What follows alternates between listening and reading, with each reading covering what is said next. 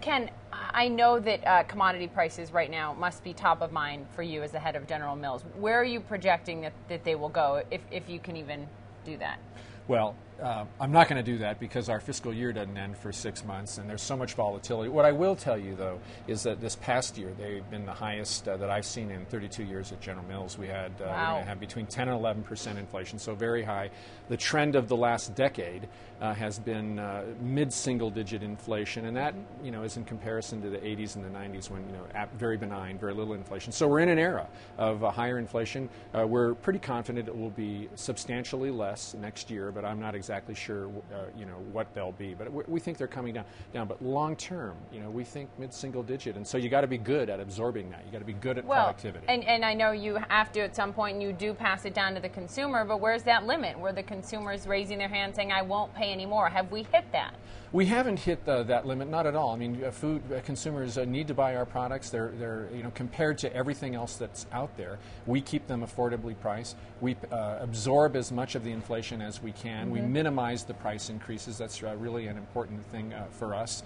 We're seeing a little bit of a shift over the last few years from restaurants into the grocery store, so which works a little bit towards us. But it is a challenging environment, and our key goal is to absorb as much of that inflation as we can with productivity so the price increases are minimum. How much more should consumers expect to pay for their cereal, for their yogurt? I mean, what should people be preparing for?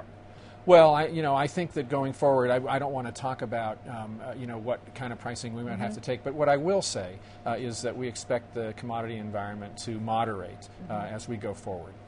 It's an interesting conundrum. You have people with the ability to spend less, or the inability to spend more, but yet the need for them too on many of these products. How are you seeing this play out across America? Is it segmented? Yeah.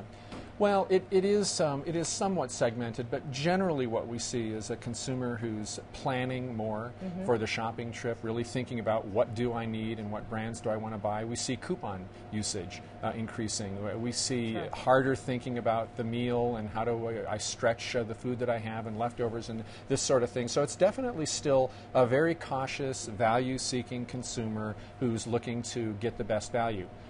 And there is great value in the grocery store, so we think that that can play to a company like General Mills. Has the economic downturn, not only in the United States but also in Europe, has it changed consumer behavior long term, in your opinion? Is it making you make decisions long term for your business?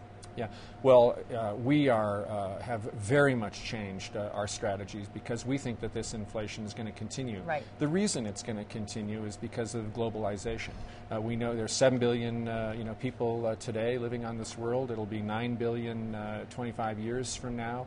Those incomes are rising. As those incomes rise in emerging countries, the very first thing that they do and they want to do is improve their diet.